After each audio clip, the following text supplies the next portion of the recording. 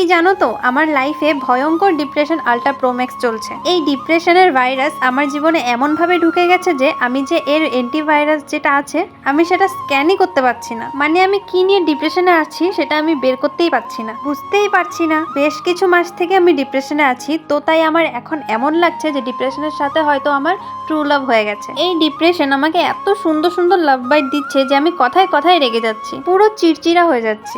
আমি যখন অসহ্য হয়ে যাই তখন আমার মনে হয় যে আমি ডিপ্রেশনকে ধরে এমন রামধুলাই দিই জীবনেও যাতে আমার ধারে কাছে ঘেঁষতে না পারে। কিন্তু এটা তো কোনো প্রাণী না যে মেরে সরাবো।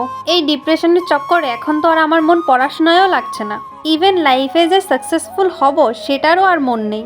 বেশিরভাগ সময় তো আমার শুয়ে থাকতেই মন চায়, এমন লাগে যে সারা দিন রাত শুধু শুয়েই থাকি। আর যদি কিছু টেস্টি টেস্টি খাবার পাই, বাস এই দুটো হলেই আমি অনেক মজা পাই। মানে ওই একটা কথা আছে না যে এই সুখের কোনো ভাগ হবে না, সেম।